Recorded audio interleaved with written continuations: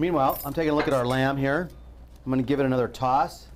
It's important when you're marinating something to go by every once in a while and toss it. Make sure that it's getting all the way around it. This looks great.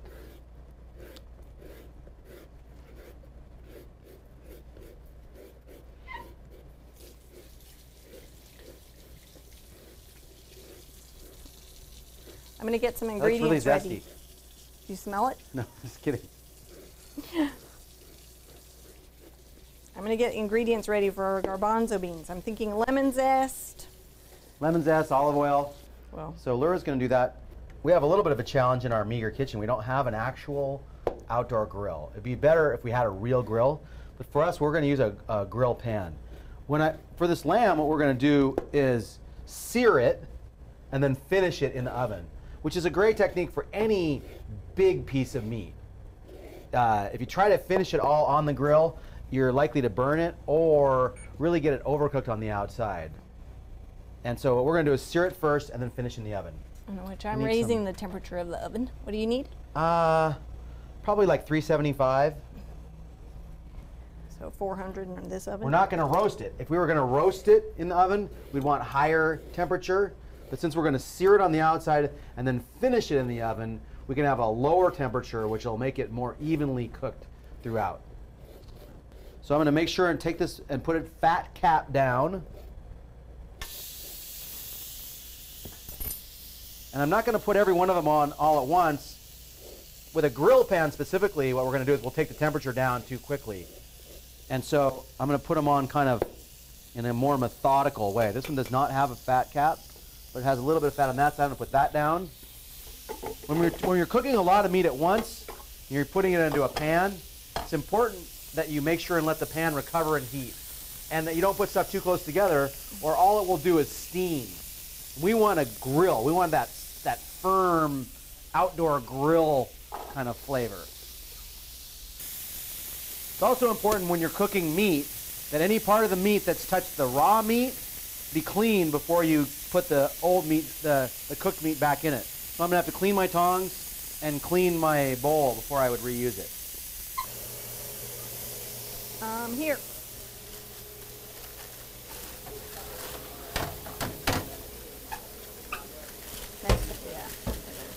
It's right there. So when you're grilling, it's really interesting. The meat will actually almost tell you when it's ready to be turned. In a grill pan like this, once the meat caramelizes to the appropriate amount on the bottom, it'll be loose. And right now this is a little bit still, well, that one's loose now, so it's ready to be turned. And you can see how it's just perfectly done on that side.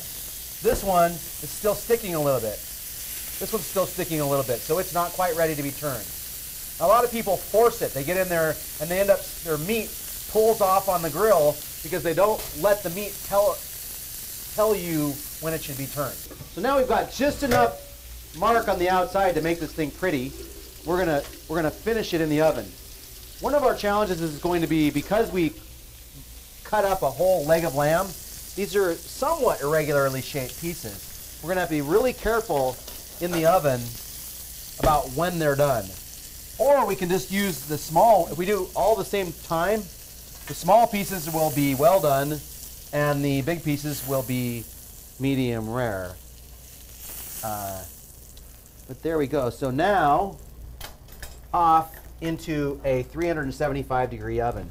We're going to use our Insta-Read temperature gauge to make sure that we don't overcook this beautiful leg of lamb. Okie dokie. Ways, So I I think we added are a little bit of olive oil show. and And my so lemon zest and garlic, and I'm going to add some of the cooking liquid that I strained, and I will just add it into my mixture as I run the food processor to get the right consistency. There isn't a definitive amount. I'm just going to add what looks right.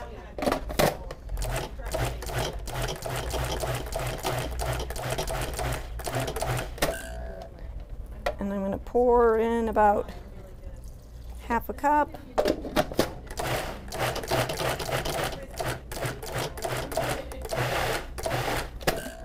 And then I'm going to taste it for salt.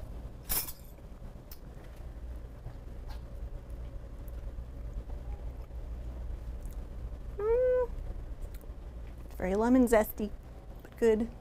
I'll add a little bit of salt, maybe a half teaspoon. It doesn't need a lot. There's a lot of flavor on the lamb. Is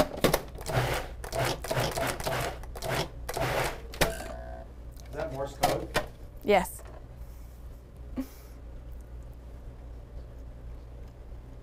Okay, I think that's good for now. So now that we got our lamb in there and we've got 20 minutes to kill, we should talk about wine, huh?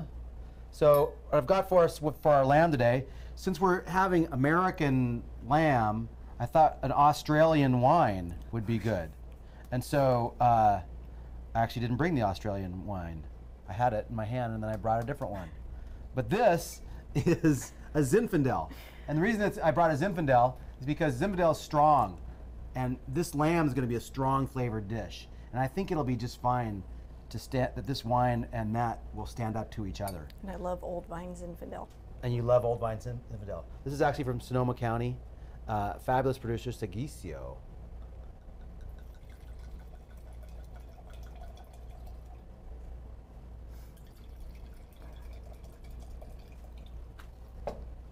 All right.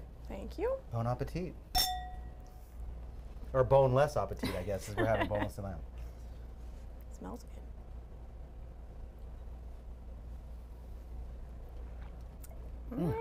That is good. really good wine.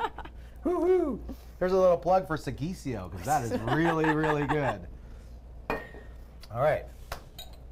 So, again, Insta-read thermometer. Super, super Your important. friend. You're going to check this? Okay.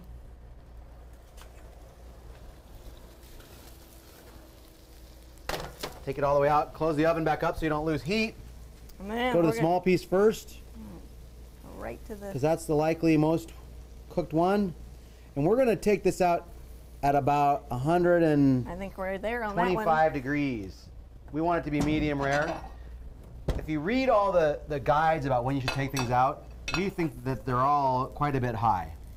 And so for us, medium rare on a red meat like this is 125 degrees. You're going to get another 10 degrees of cooking after you pull it out if you let it stand. So now this that bigger little piece, one- as an example, is only, it's going down, it's about 105 degrees, so it definitely has a few more minutes. And you know, there's the push test too. They're pretty springy still. They all look like they got a Yeah. ways to go, except that one. Yeah. Well, this is perfect. And We I can don't wanna snack poke on a this one bunch while of we're waiting holes. for these. There we go.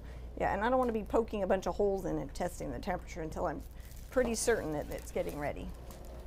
All right, I guess at least 5 more minutes. Yeah.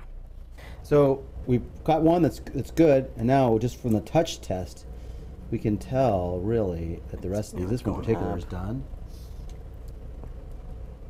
And what I'm looking for is for it to be, if it springs back, then it is done. So now it's going down. That one's done too. This big honker right here. That one might not be. This Yeah. one is. This one is 119. This one might be need a little bit more too. Try that one. So a little bit more springy. So now we're going to let this lamb stand for a solid 2 or 3 minutes before we cut into it. And what that does is lets the juices that have been forced to the inside by the heat redistribute in the meat, so that when we cut it open, we don't get the big pool of blood. And it also just makes all the flavor redistribute with the juices. So what I'm going to do is I'm going to make a bed of the chickpea puree.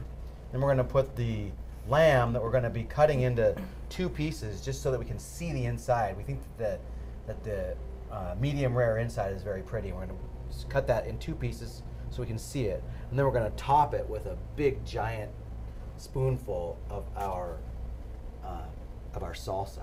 Remember this from way back when? This has been marinating together. It's going to be really good. It's got just a little bit of liquid, just a tiny bit of liquid there in the bottom of it, which is exactly what we're looking for. Now I'm going to take about that much. Just kind of smooth it out a little bit. It's just a little bed for our lamb. A little bit, I'm actually plating it. I'm going to put the lamb on the front here. Got more of it in the back. Maybe you just exaggerate that a little bit, more like that. And then we're going to take one of these beautiful pieces of lamb. I'm going to cut them right about like that. And then twist. That one has quite a bit of fat on it. Woo! Yeah. And then, oops, here it is. Big generous helping of our salsa over the front of it.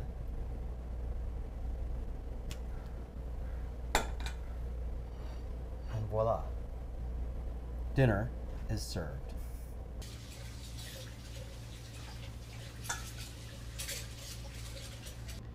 Well, here we are now with the fruits of our labor. And we're back with Julie Rindle, our lamb farmer. Julie, what do you think? How does this look to you? I think you guys did pretty good. So we're trying. We got our Mediterranean flavored lamb with kind of a little bit of a curry, a little bit of garlic. We've got our light fruit salsa with our home dried grapes and capers, and we've got our chickpea puree as a base, and we're ready to dig in. All right, let's go. How about? Oh, and our wine. All right, Julie, thanks for coming in. Yeah, thanks Really for having appreciate me. it.